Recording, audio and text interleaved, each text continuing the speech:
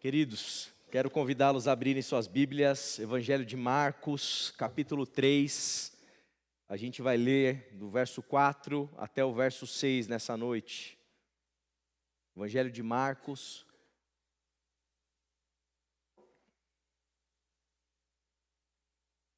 capítulo 3.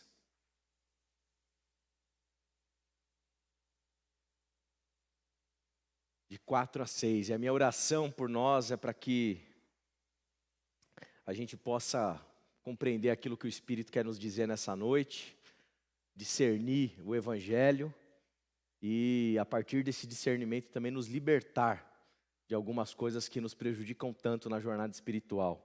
Marcos 3, de 4 a 6, diz assim: depois, e eu vou explicar um pouquinho o que vem antes, tá? Para a gente não se perder aqui ao longo da mensagem. Jesus lhes perguntou: o que é permitido fazer no sábado? O que é permitido fazer no sábado? O bem ou o mal? Salvar a vida ou matar?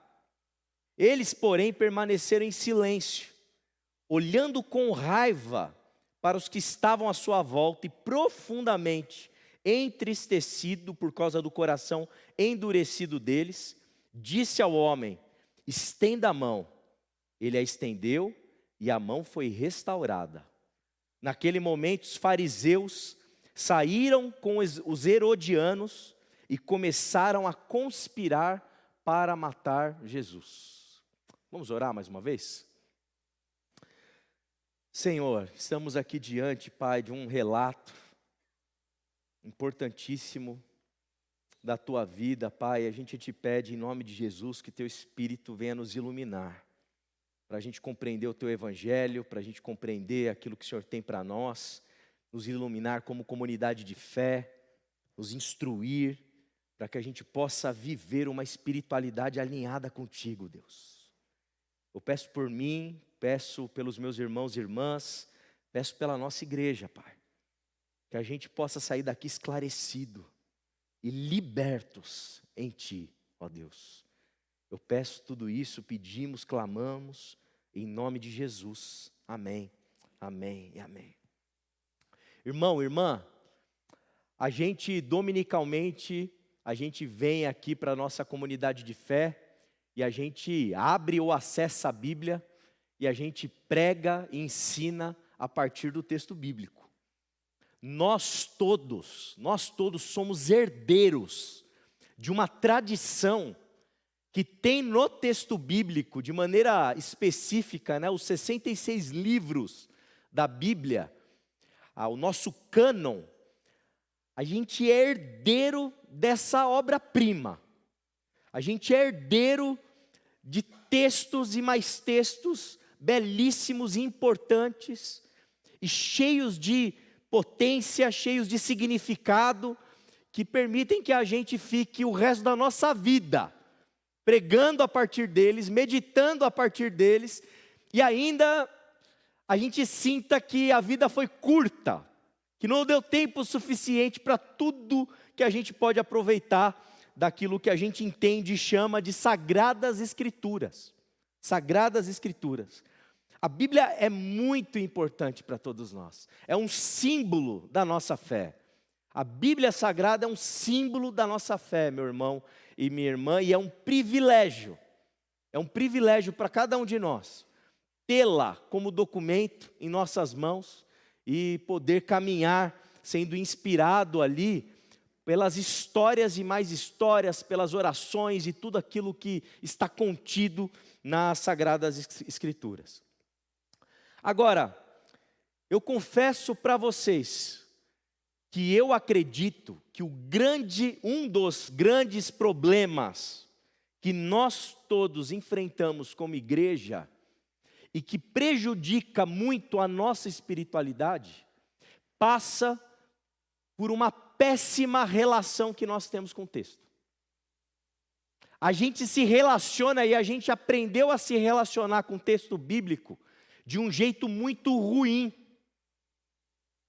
de um jeito muito complicado, de um jeito que faz com que a gente caminhe com uma baixíssima baixíssima compreensão, um grau de compreensão do que é o texto bíblico muito baixo. E por conta dessa má compreensão e do jeito que as pessoas foram nos ensinando como a gente tinha que se relacionar com o texto, eu não tenho dúvida de que isso prejudica um tanto a nossa espiritualidade, isso prejudica um tanto a nossa maneira de ser igreja. Muitos dos nossos problemas comunitários passam por uma questão de como a gente acessa esse texto. Muitas histórias que provavelmente você tem de dor, de feridas, de machucado, de igreja dividida, de cadeira voando em assembleia, passa por um problema que a gente tem com texto. Talvez a sua vida foi ferida, foi machucada, foi traumatizada na igreja, e parte do problema tem como origem uma má relação com o texto. E por isso a gente precisa estudar, a gente precisa aprender, a gente precisa pensar e refletir um pouquinho sobre a natureza do texto bíblico. O que é o texto bíblico? Porque a gente chama o texto bíblico de palavra de Deus, não chama? E não está errado, em um certo sentido. Mas dependendo do que você entende como palavra de Deus, isso pode dar ruim. Isso pode dar problema. E eu queria até citar um exemplo aqui do que significa a palavra de Deus, e para nós entendermos que não é tão óbvio e tão simples dizer que a Bíblia é a palavra de Deus. E eu quero citar João Calvino. Não dá para falar que João Calvino é herege. Não dá para falar que João Calvino ele não está inserido dentro daquilo que a gente chama de uma ortodoxia. E nas Institutas do João Calvino, a obra magna dele, João Calvino, né, esse pensador lá do século XVI, ele faz questão de distinguir entre palavra de Deus encarnada, ele está falando, portanto, do Filho, Jesus, né, o verbo que se fez carne, e palavra de Deus escrita. Percebe como só o fato dele separar as duas coisas já quer nos dizer algo, quer nos dizer que há algo a ser entendido, discernido e compreendido sobre o que significa a gente chamar o texto bíblico de palavra de Deus. Esse texto que a gente fala que é inspirado, e a gente crê realmente na inspiração do Espírito na redação desse texto, o que não significa psicografia, amém? Tá? Não teve um negócio assim que baixou e o cara começou a escrever. Não é assim que funcionou. Então, a palavra de Deus encarnada é Jesus. A palavra de Deus escrita, a gente precisa entender melhor o que significa essa palavra de Deus escrita. E essa palavra de Deus escrita, que a gente entende como inspirada, ela é também uma palavra de Deus que tem um elemento humano aí. Não à toa, o grego, o modo do grego, da escrita do grego do Pedro, é pior do que o grego do Paulo. Por que é diferente? Porque tem um elemento humano nesse processo. Então, a palavra de Deus escrita, ela sofre uma dupla influência. A influência do Espírito Santo, que inspira aquele que está redigindo. E aqui já tem uma infinidade de complexidade que a gente tem que discutir, conversar muitas horas numa sala de aula. Não vou trazer para cá. Mas também tem a influência do humano, que participa desse processo de redação de maneira ativa. Ativa. Em outras palavras, o que eu estou querendo dizer para vocês é que eu, enquanto pastor, nós, enquanto pastores da comunidade, a gente não deseja, a gente não quer que a nossa comunidade seja uma comunidade fundamentalista, que entende o texto bíblico a partir dos parâmetros do fundamentalismo norte-americano do século XIX e do século XX. Porque nesse lugar do fundamentalismo não se respeita de maneira adequada esses critérios para a gente entender a natureza do texto, que é inspirado, mas é também um texto humano. E nós desejamos que vocês compreendam, que nós, como comunidade de fé, entenda que a relação que a gente tem com o texto precisa passar obrigatoriamente pelo modo como Jesus mesmo lidou com o texto. Então não basta a gente achar que tudo que está na Bíblia literalmente precisa ser seguido, porque é a palavra de Deus. A coisa é mais complexa e a gente tem que olhar para Jesus para entender isso. Eu sei que eu estou tocando num assunto delicadíssimo, porque segundo o que o Rubem Alves falou, e eu concordo com ele, o pior crime de todos que podem acontecer dentro do ambiente eclesiástico, o pior crime de todos é o crime de pensamento. É o crime de pensamento. A gente aprender aqui a pensar, entender o que é o texto, entender como que a gente acessa esse texto, entender como que a gente pensa a nossa hermenêutica, a nossa interpretação, isso é perigosíssimo para alguns tipos de sistemas de pensamento.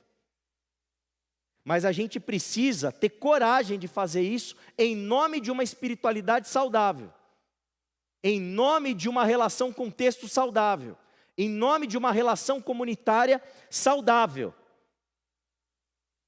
Então não dá para a gente simplesmente acatar alguns jargões que a gente tem por aí e abraçá-los de uma maneira impensada. A gente precisa pensar. A gente precisa entender o que Jesus fez quando ele interpretou o texto do Antigo Testamento. E a gente precisa aprender com Jesus isso.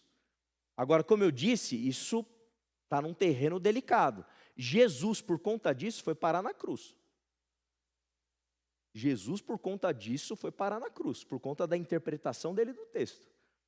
Então, meu irmão, segura na cadeira aí, se prepare, porque provavelmente a gente aqui pode parar em algum tipo de cruz também. Porque a gente está tendo aqui a coragem nessa noite de juntos a gente pensar sobre a natureza desse texto e como a gente se relaciona com ele. A gente não pode, e esse é o meu desejo, ser ingênuo. Ser ingênuo.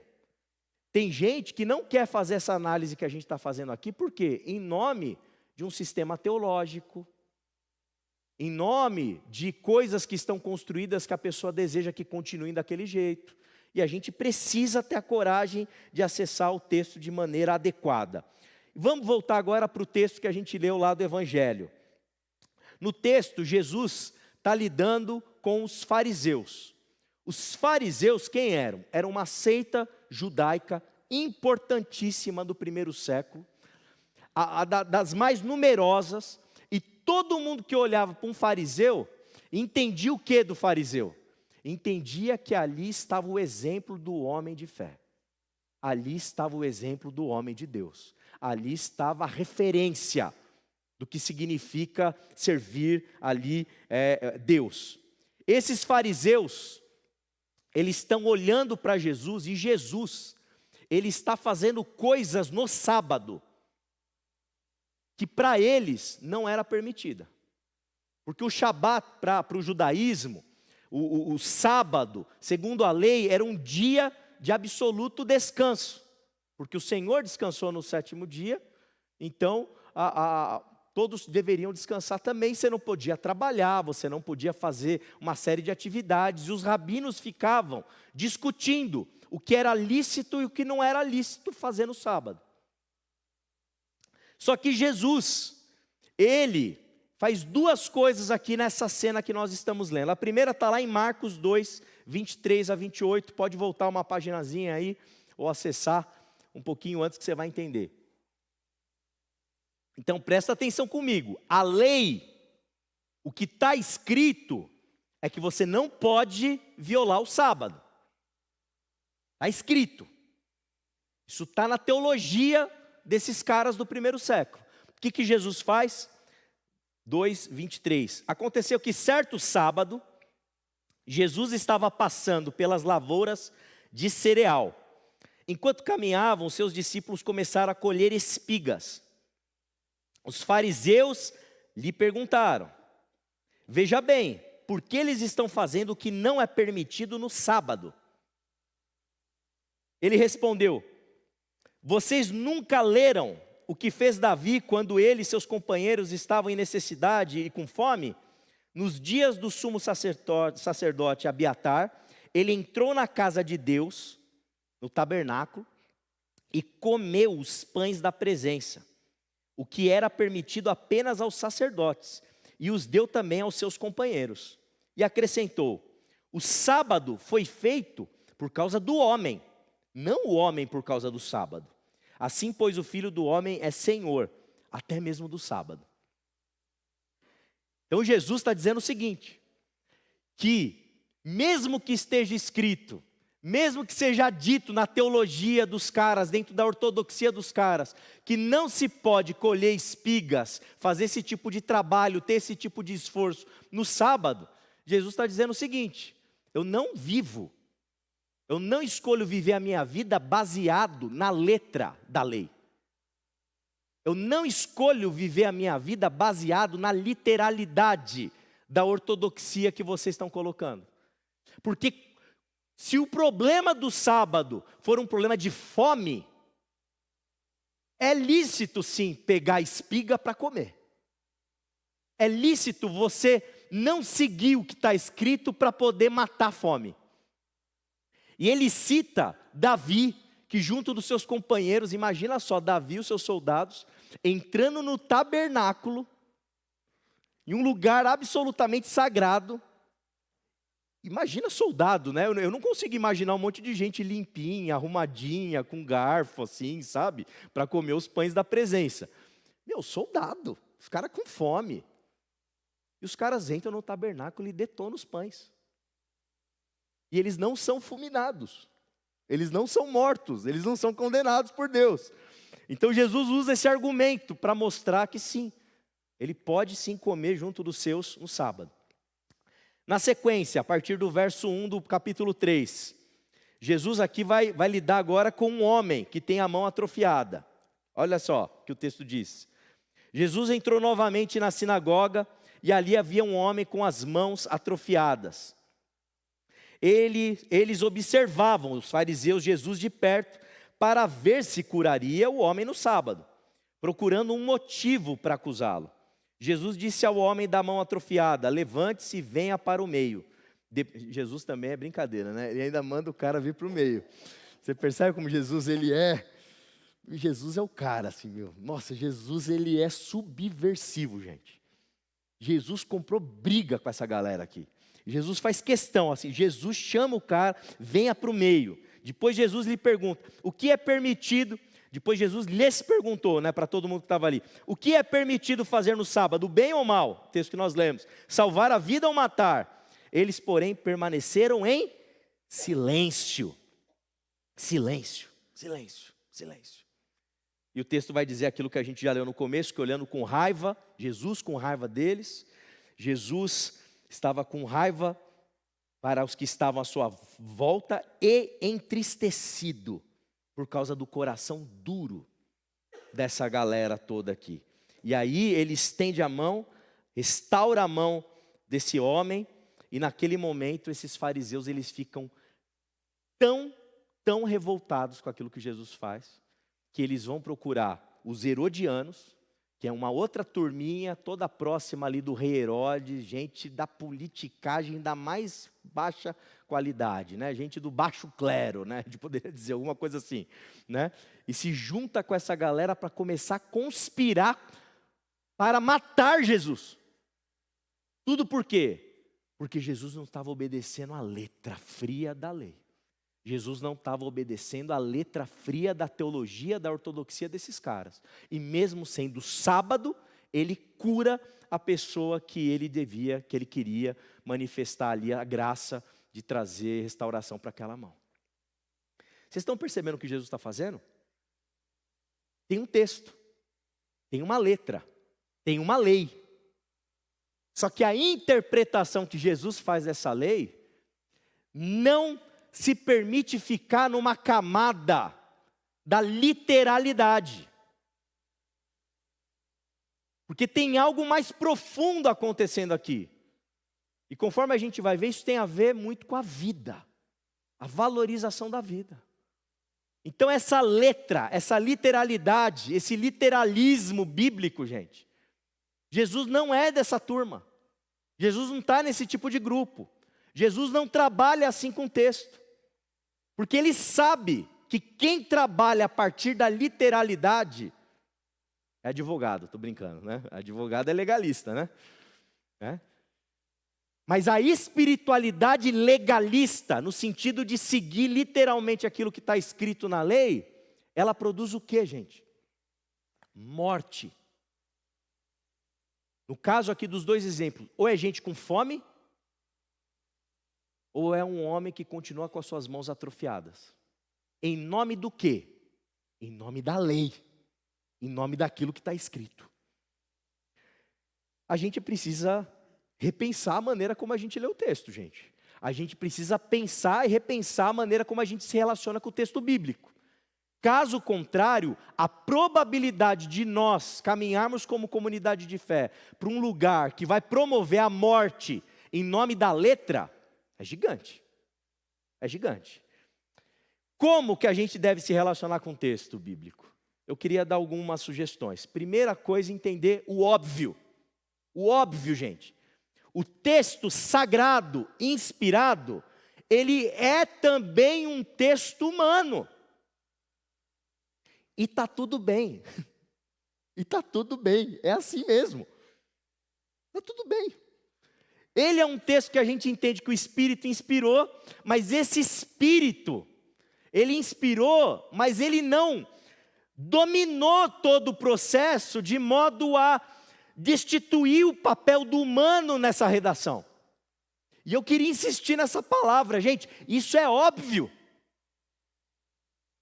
É óbvio. Eu não sei como a gente perde tanto tempo, tantas décadas, tantos séculos, não entendendo obviedades. Obviedades. Eu quero citar alguns trechos de textos, se você não quiser abrir, não tem problema. Mas eu quero que você leia, escute, perceba o quanto isso é óbvio. Eu vou ler alguns textos, alguns trechos. Levítico 24, de 17 a 21. Levítico 24, de 17 a 21. A lei diz assim: se alguém tirar a vida de um ser humano, deverá ser executado. Quem tirar a vida de um animal fará restituição, vida por vida. Se alguém ferir o seu próximo, assim como fez, lhe será feito. Fratura por fratura, olho por olho, dente por dente. Como feriu o outro, assim será ferido. Quem matar um animal fará restituição, mas quem matar um homem será morto. Está na Bíblia ou não está? Está na Bíblia, gente. Está na Bíblia. Agora eu te pergunto, pensa comigo. Você lê esse texto aqui, isso aqui tem a ver com Jesus? Tem a ver com a cabeça de Jesus, aquilo que o mestre ensina para a gente? Ele não fala assim uma hora lá no Evangelho? Vocês ouviram o que foi dito, olho por olho, dente por dente. Mas agora, porém eu vos digo, e a coisa vai para outro lugar. A retribuição, eu quebro o braço de um cara na rua. A lei, a Bíblia, ela diz que eu tenho que ter meu braço quebrado também. Olho por olho, dente por dente, osso por osso. E até não tem nada assim de absurdo. Isso aqui é uma evolução para a lei da época. A barbárie que era a época. Então você tem proporcionalidade aqui. Eu não posso matar um animal do outro, o outro vem e me mata.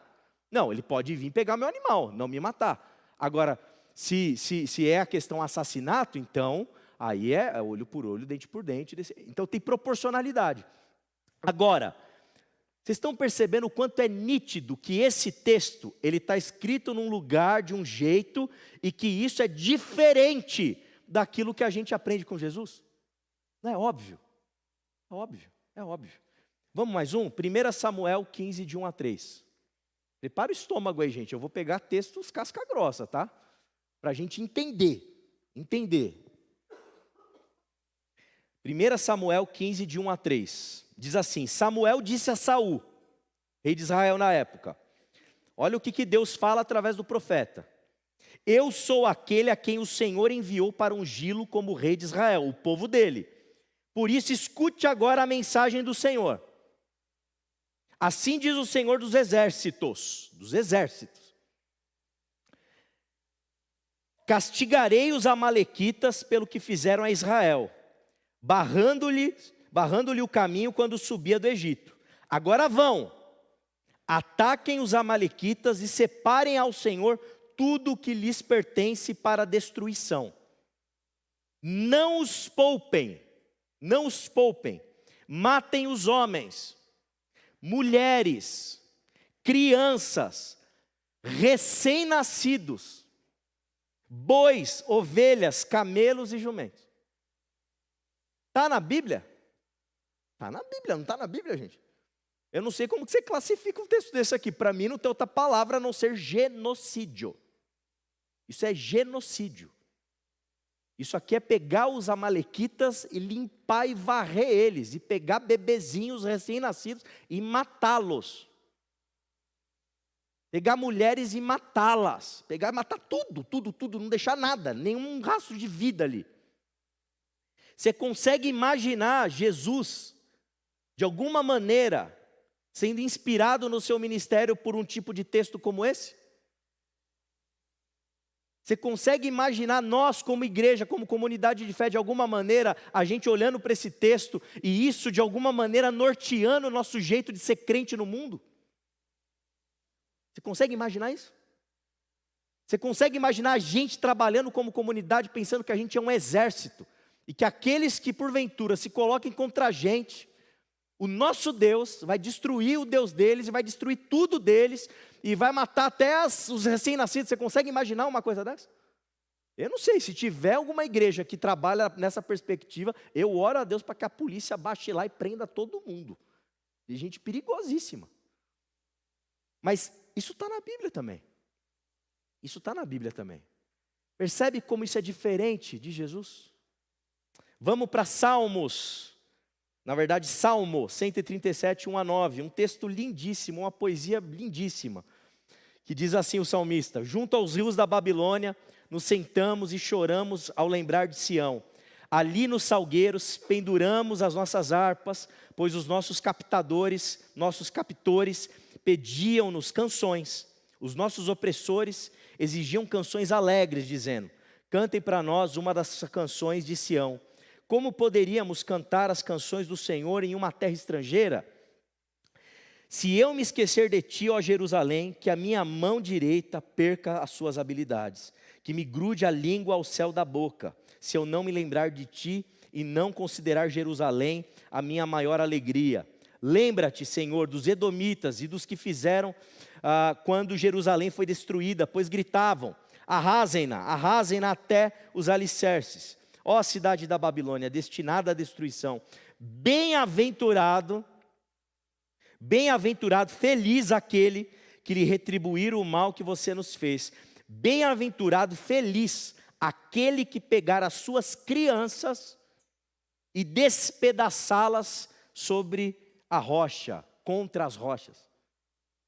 Amém? Opa, que bom que eu não vi amém, né? Às vezes eu leio um texto desse, eu brinco, né? Eu falo amém, aí tem um amém. Não, amém não, meu irmão, calma, segura aí o seu amém, né? Então é um poema, obviamente, tem um gênero literário, tem uma questão que o cara está se derramando ali, né, na presença de Deus, ele está ferido, ele está machucado, ele está numa terra estrangeira, tem um monte de elemento exegético para analisar aqui. Mas o que ele está desejando no final das contas, no finalzinho da oração dele? Que a criançada desse povo da Babilônia, que alguém venha e pegue a criançada e dê contra a rocha, e mate as crianças. É isso que ele está desejando. Está na Bíblia isso? Está na Bíblia isso, gente. Está na Bíblia. Você consegue imaginar Jesus tendo esse tipo de expectativa, de alguma maneira? Ai, Senhor, tomara que alguém pegue os filhos dos romanos, aqueles soldados malditos, que vão colocar uma coroa de espinho em mim, que vão me bater, que vão me surrar. Tomara que pegue os filhos de Anás, de Caifás, daqueles religiosos malditos, que lascaram com a minha vida, e tomara que alguém pegue os filhos deles e lancem os filhos deles contra a rocha. Dá para colocar isso na boca de Jesus? Dá para colocar isso na alma de Jesus? No espírito de Jesus? Ou em Jesus a gente espera o que a gente vê nos evangelhos? Pai, perdoa-os, pois não sabem o que fazem. Vamos um pouquinho mais, vamos para o Novo Testamento, para não ficar só no Antigo, para não achar que eu estou pegando no pé do Antigo. 1 Coríntios 14, 34 e 35. 1 Coríntios 14, 34 a 35. Paulo, se dirigindo à igreja, vai dizer o seguinte: que as mulheres permaneçam em silêncio nas igrejas, pois não lhes é permitido falar. Antes permaneçam em submissão, como diz a lei. Se quiserem aprender alguma coisa, que perguntem ao próprio marido em casa, pois é vergonhoso uma mulher falar na igreja. E Sônia? Casa caiu, né? Casa caiu. Ivanete, cuidado, hein? Então, está na Bíblia? Está na Bíblia. Está na Bíblia. Paulo escrevendo para os coríntios. Tem exegese, tem um exercício que a gente vai entender, que tem um contexto, etc, etc, etc. Mas está na Bíblia. A gente consegue imaginar Jesus fazendo isso, chegando aqui talvez hoje, falando assim: mulherada, é o seguinte, vamos seguir o Paulo lá, meu apóstolo, e se tiver dúvida, pergunta para o maridão em casa. A gente faz aqui reunião de IBQ Educação, lá tem uma mulherada lá nas nossas aulas perguntando, debatendo, participando. Mulherada aqui de Libras falando, fazendo um negócio que eu não entendi, mas tentei fazer ali. Está falando. Já recebemos mulheres aqui que pregam, mulheres que dão palestra, mulheres que participam. Quem está tocando o ministério infantil com as nossas crianças e falando para chuchu lá, no ótimo sentido do termo, são mulheres. Ensinando, partilhando o evangelho. Mas está na Bíblia. Vamos mais uma? 1 Timóteo 2, 9 a 15. 1 Timóteo 2, 9 a 15. Diz assim, Paulo também aqui a Timóteo: da mesma forma, quero que as mulheres se vistam apropriadamente, adornando-se com modéstia e discrição, não com tranças em ouro, nem com pérolas ou roupas caras, mas com boas obras, como convém às mulheres que declaram adorar a Deus. Uma mulher deve aprender em quietude, com toda sujeição. Não permito que a mulher ensine, nem que tenha autoridade sobre o homem. Esteja, porém, em quietude, silêncio. Porque primeiro foi formado Adão, depois Eva. E Adão não foi enganado. Mas a mulher, por ter sido enganada, tornou-se transgressora. Paulão, hein, meu? Ai, meu Deus. Entretanto, a mulher será preservada por meio da maternidade, se permanecer na fé, no amor e na santidade, com bom senso.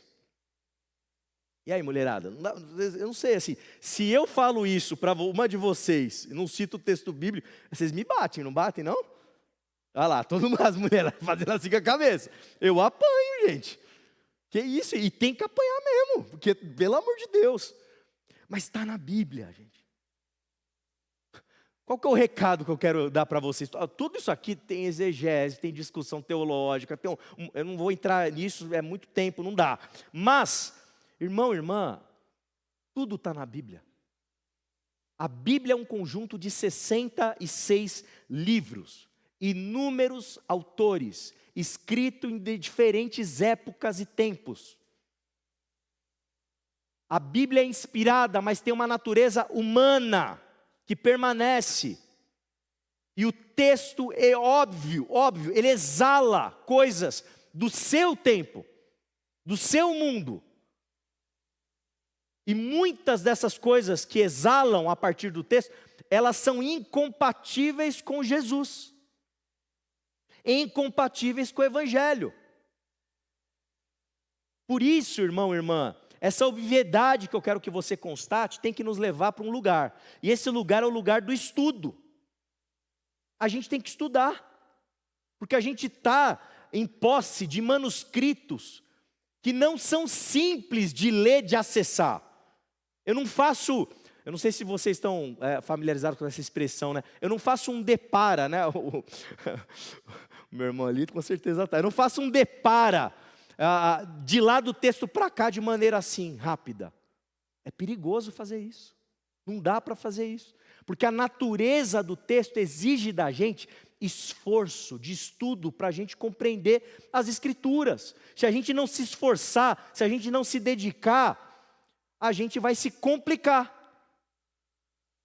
E detalhe, se a gente não se esforçar, se a gente não se dedicar, a gente não vai nem sequer perceber, inclusive, que lá no Antigo Testamento tem graça divina. Jesus não fala assim que, Jesus, gente, só tinha o Antigo Testamento. E ele fala, Moisés falou sobre mim, os profetas falaram sobre mim. Só que quando Jesus fala isso, você acha que ele está escolhendo um desses textos que nós lemos aqui para dizer que fala sobre ele? Não, tem outros textos, tem outra infinidade de tradições, tem outros lugares bíblicos em que a gente encontra sinais da misericórdia divina.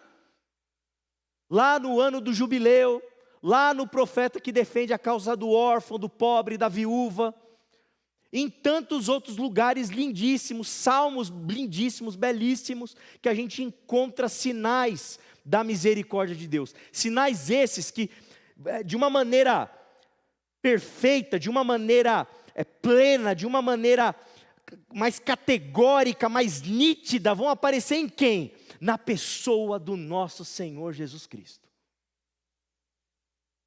Só que para a gente fazer isso tudo, esse esforço, a gente precisa o quê?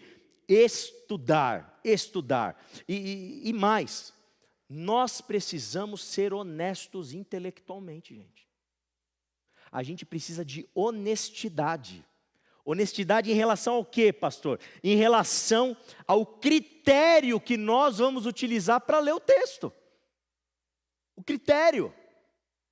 Porque se eu disser que eu creio na Bíblia de modo a seguir literalmente tudo que está ali, meu irmão, seja coerente e siga tudo mesmo. Reveja a sua dieta, pare de comer determinadas coisas, deixe seu cabelo do jeito que está na lei. E se porventura, você homem morrer, a tua mulher tem que se casar com o teu irmão. Está na lei, está na Bíblia. Está entendendo? Aí, ó a risadinha. Não dá, gente. Então, assim, a gente tem que ser coerente, honesto, enquanto pessoas que estão acessando textos complexos, inspirados, mais humanos, e a gente está fazendo o quê? Uma interpretação. A gente está fazendo uma hermenêutica. A gente tem que entender que a gente está fazendo isso. Porque não tem como, gente, viver numa esquizofrenia, amém? Eu não tenho como viver crendo num Deus, que é o Deus lá, o pai amoroso daquele filho pródigo, e simultaneamente crer no Deus do olho por olho, dente por dente. Não tem como. Eu tenho que escolher, eu tenho que entender onde que eu estou. Eu estou escolhendo a literalidade do texto, ou eu estou escolhendo Jesus, que está me ensinando que inclusive a literalidade tem que ser ultrapassada, tem que ser até deixada de lado em nome da vida, que tem que ser curada, da vida que tem que ser alimentada. Eu tenho que escolher, eu tenho que fazer escolhas. E isso não significa que nós somos a última bolachinha do pacote, significa que a gente é honesto intelectualmente de dizer, essa é minha escolha, meu amigo. Ah, mas não sei o que tá, não sei o que. Cara, a minha escolha é essa, eu estou aqui. O ápice da revelação de Deus está na pessoa de Jesus. Então, o Deus que eu quero cultivar na minha mente, o Deus que eu quero ensinar para minha filha, não é um Deus que vem e manda matar crianças recém-nascidas. É o Deus revelado na pessoa do nosso Senhor Jesus, que diz, venham a mim os pequeninos, não os impeçais. E se vocês não se tornarem como uma criança, vocês sequer vão entrar no reino de Deus. É uma escolha. Você quer o Senhor dos exércitos? E você quer ficar orando, sabe, trabalhando assim, sabe, naquela lógica gospel que, meu chefe pisou no meu calo, Deus, vai lá e senta a mão nele, pai. Você quer ficar orando assim? Aquele lá pisou no meu calo, aí Deus, bem-aventurado quem lançar o filho dele contra... O filho é muito, talvez, o filho não. Senhor, mas só faz ele bater o carro em nome de Jesus. Está entendendo? Que Deus que a gente está crendo, gente. Que tipo de espiritualidade está sendo gestada a partir da relação que a gente tem com o texto? Que tipo de esquizofrenia espiritual a gente está vivendo? Ou Deus é amor e me manda amar meu inimigo, ou eu estou com Deus, Senhor dos Exércitos, que é para mandar pau em todo mundo que tiver contra mim. Porque ai daquele que toca no ungido do Senhor, está entendendo? Tem que escolher, tem que decidir, tem que ser honesto. Não dá para ficar com tudo junto, misturado, não dá, a gente tem que fazer opções, escolhas. E para isso eu volto a insistir, para entender as obviedades, a gente precisa estudar, se dedicar. IBQ Educação, da vida, do texto para a vida. Tem que estar lá, gente. Tem 30 pessoas lá, 15 de fora da igreja e 15 da igreja. No recadastramento tem 80. 80. Para onde que a gente vai como comunidade de fé? Se a gente tem 80 e 15 estão estudando a Bíblia. Tem que se dedicar. A gente tem que se esforçar, a gente tem que, sabe? A gente tem que entender esses critérios, a gente tem que discutir esses assuntos. Para a gente crescer em maturidade. Para a gente saber explicar as coisas para os nossos filhos. Porque a Anne, o Isaac, a Manu, a Helena, ela vai chegar para a gente, papai, mamãe, Deus mandou matar criancinhas? Aí você vai querer fazer o quê? Um malabarismo para explicar não, mas veja bem, calma aí filha, não sei o quê, isso aqui não é para a sua idade ainda, calma. É isso que você vai fazer? Queimar o filme. Você tem que saber explicar, entender, discernir. Segundo lugar, como que a gente vai fazer com que a nossa relação com o texto ela seja adequada? A gente precisa entender que Jesus veio nos ensinar uma nova percepção de Deus. Jesus veio nos ensinar, veio nos revelar o máximo possível que a gente consegue conhecer de Deus. E o máximo possível que a gente consegue conhecer de Deus é que Deus é um Deus amoroso, que Deus é Pai, que Deus é gracioso, que Deus é misericordioso. E que quando eu me relaciono com esse Deus que é bom, a minha relação com o próximo muda. Porque se Deus, sendo Deus, Ele me agracia e me ama como eu sou, como eu não vou amar o meu próximo, como a mim mesmo? Por isso que Jesus sintetiza a lei a partir da lei do amor. Ama a Deus de todo o teu coração e ama o teu próximo como a ti mesmo. Esse é o Deus que está revelado em Cristo Jesus, gente. É assim que Jesus sintetiza tudo o que a gente precisa saber. E a vida é conduzida, é guiada a partir desse parâmetro. É mais fácil ou mais difícil? Eu diria para você que é muito mais difícil do que você seguir um monte de regrinhas. É muito mais difícil. Porque vai exigir de você o quê? Reflexão.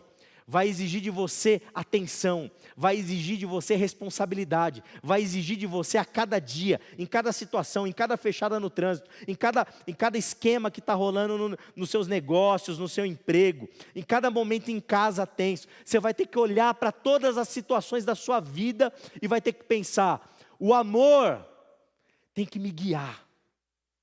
O amor tem que nortear minha ética, o meu comportamento. O amor tem que nortear as minhas emoções. O amor de Deus tem que me conduzir pela vida.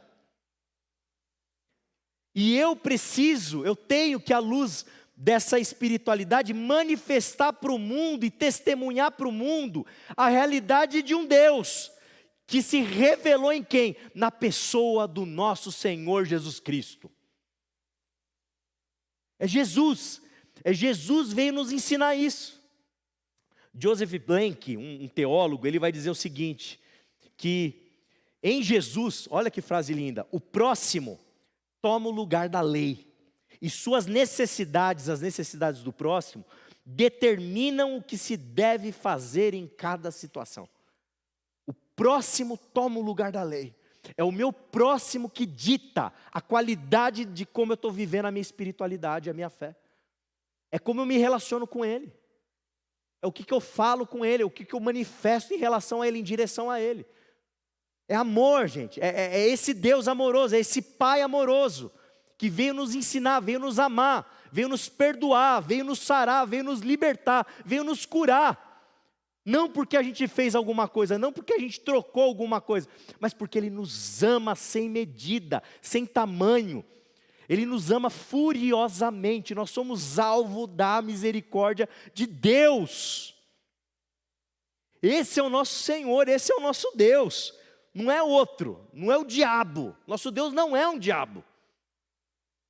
Nosso Deus não é um genocida. Nosso Deus não é, sabe, não está sedento por vingança.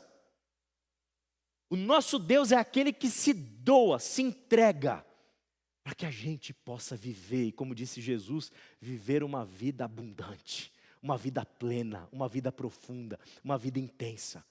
Esse é o nosso Deus, esse o nosso Deus. Em terceiro lugar, a relação que a gente tem que cultivar com o texto, é uma relação que, à luz do próprio texto em que a gente estuda Jesus, nos ensina que a vida é maior, é superior à letra morta da lei. A vida é maior, gente.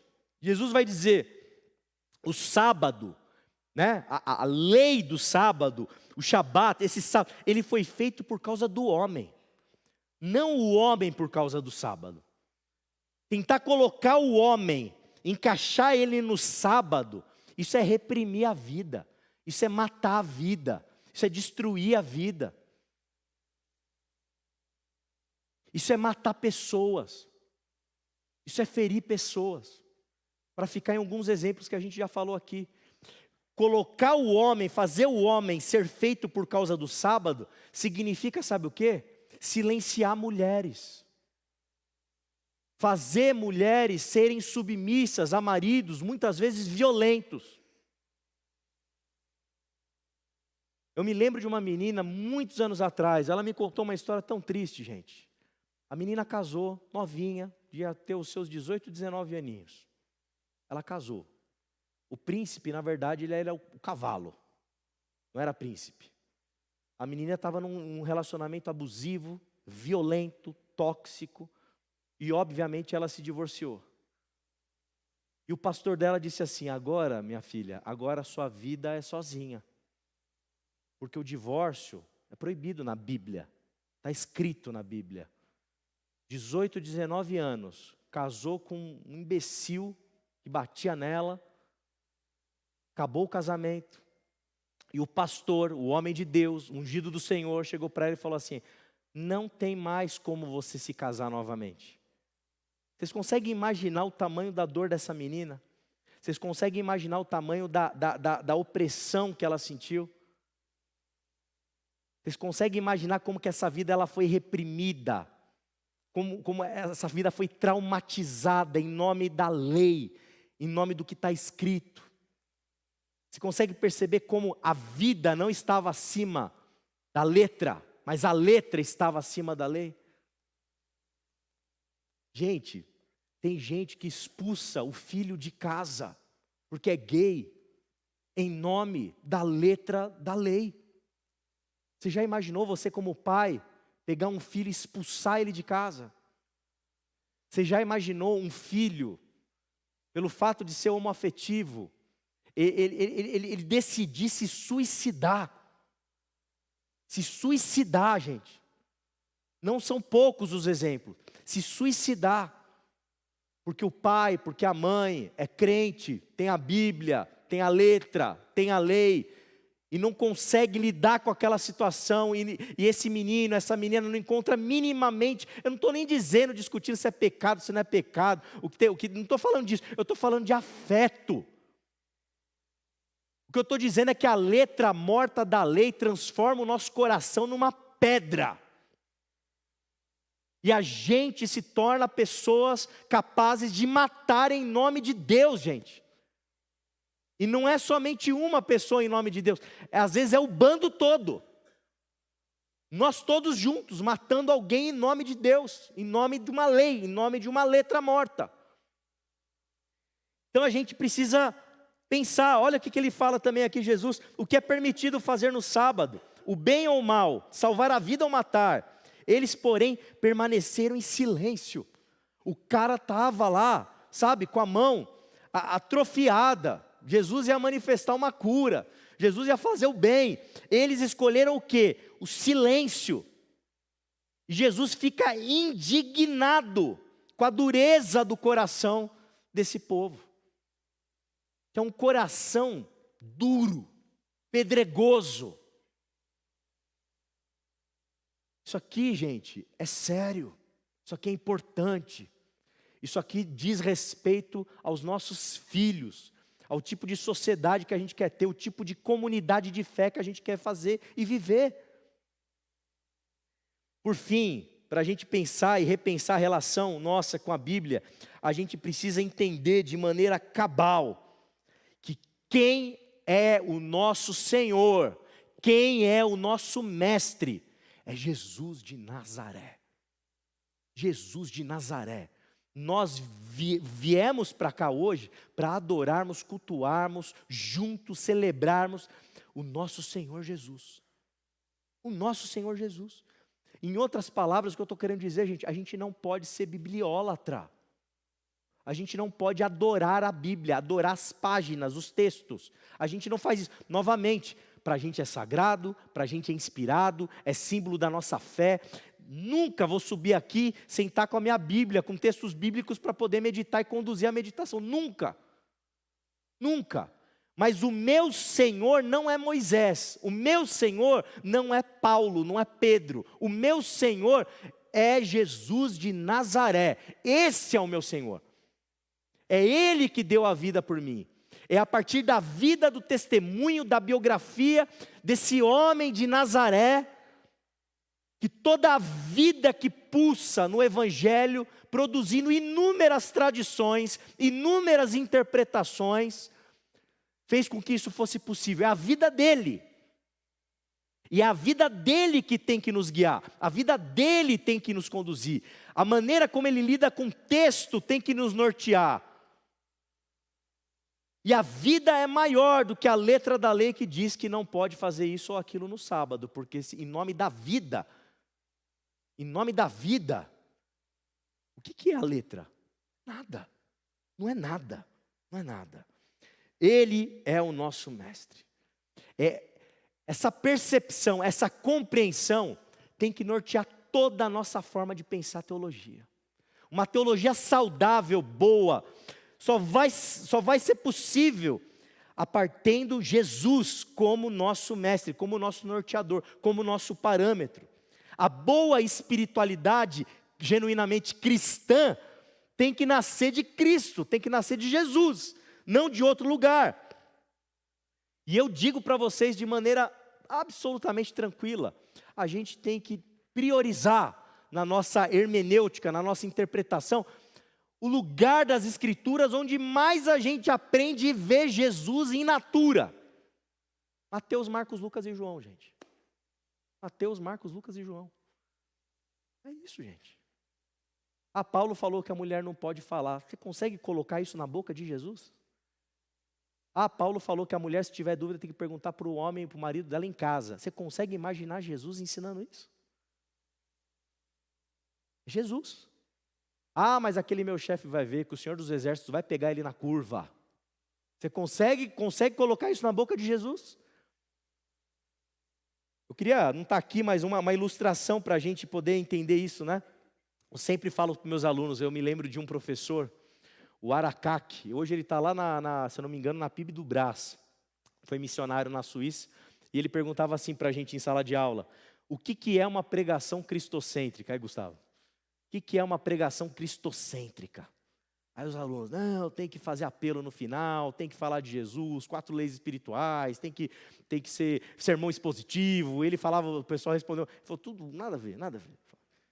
Uma pregação cristocêntrica é uma pregação em que a gente consegue colocar cada palavra na boca de Jesus.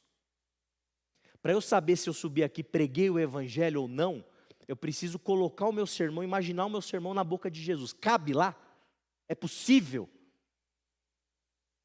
Aqui que você mata a charada. Mata não, né? Matar não é do nosso Deus, né? Mas a gente entende, a gente caminha, a gente segue de uma maneira adequada. As palavras que você usa, as atitudes que você tem, os olhares que você tem, Dá para colocar em Jesus? É isso que vai determinar a qualidade da nossa espiritualidade. E se lembre, ter Jesus como mestre, gente, é perigoso. É perigoso. Talvez nós, como comunidade, vamos ao longo das próximas décadas, dos próximos anos, passar por situações e momentos em que a gente vai ter que, como comunidade, a gente vai ter que decidir o que a gente vai fazer sobre inúmeras situações e coisas. E a gente vai ter que pensar se a gente vai ser compromissado com Jesus de Nazaré, ou se a gente vai ficar com o nosso joguinho de religião aqui, vendo, né? E lembrar que Jesus diz aqui no texto que nós lemos, né?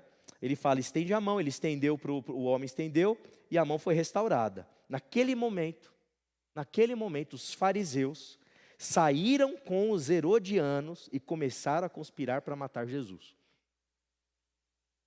A hora que você, na sua família, no seu trabalho, no seu dia a dia, na tua igreja, na tua vida, optar pela vida em detrimento da letra morta, você pode ter certeza, vai ter um monte de religioso, herodiano, fariseu, os Anás, os Caifás, querendo a tua cabeça, querendo a minha cabeça. Você está disposto a isso? Está com coragem para isso? Seguir Jesus de Nazaré é isso, gente. É ter coragem. Ter coragem para defender a vida em detrimento da lei fria, da letra morta.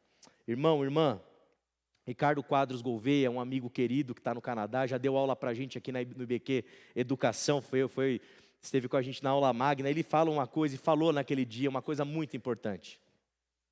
Deus encarnou. Deus encarnou. Deus não encadernou. Deus encarnou, Deus não encadernou. A gente precisa entender isso. Que comunidade de fé a gente quer ser, a gente vai ser. Uma comunidade fundamentalista, bibliólatra,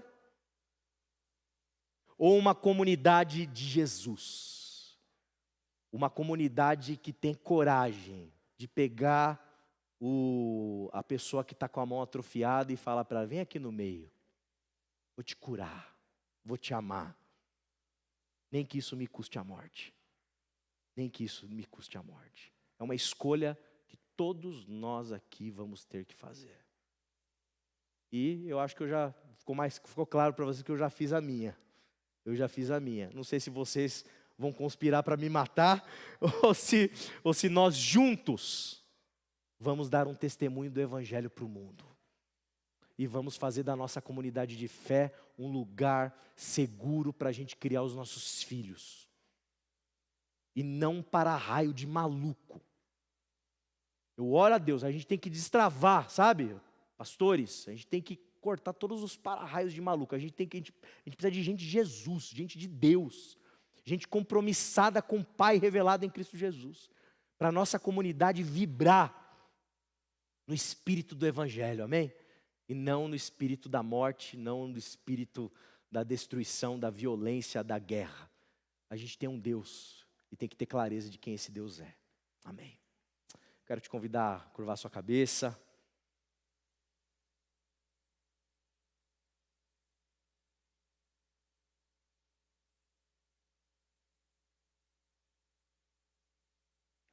Eu queria que você, nesse momento, nesse silêncio, prestasse atenção no barulho das crianças que estão lá embaixo.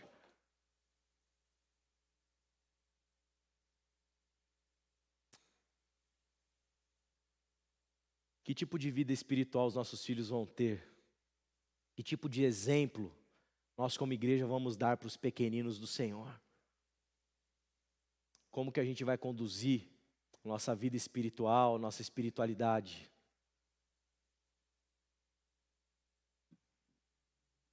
Que Deus nos ajude a nos relacionar com o texto bíblico de um jeito adequado, de um jeito bonito, desfrutando de toda a beleza, de toda a potência que existe nele. Que a gente possa ser grato Porque na soberania divina, de alguma maneira, esses relatos, essas histórias, esses poemas, essas narrativas chegaram até nós. Que a gente possa ser grato por isso, meu irmão e minha irmã. Mas principalmente que a gente seja grato pelo Evangelho que nos salva, que nos liberta, que nos cura, que nos torna livres para a gente amar.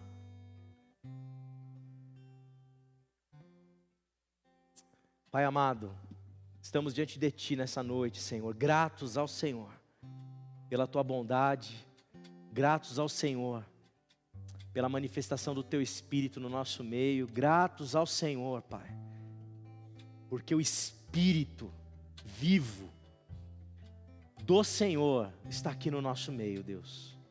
Que o Senhor nos conduza como igreja, que o Senhor nos dê discernimento espiritual, que o Senhor nos dê sabedoria, e que a gente possa se relacionar, Pai amado, com o texto sagrado da mesma forma como Jesus se relacionou. Que o texto jamais seja usado como uma ferramenta de produção de morte. Que o texto jamais seja usado como pretexto para a gente reprimir vida. Que o texto jamais seja usado como instrumento para endurecer o nosso coração, porque foi isso que Satanás tentou fazer, Senhor. Com o mesmo texto, tentando Jesus no deserto. Que a gente não caia nessa tentação, Pai. E que a gente se liberte em Ti, Deus, como igreja, como comunidade de fé, para a gente amar a Deus, o Senhor, e amar o nosso próximo como a nós mesmos, Senhor.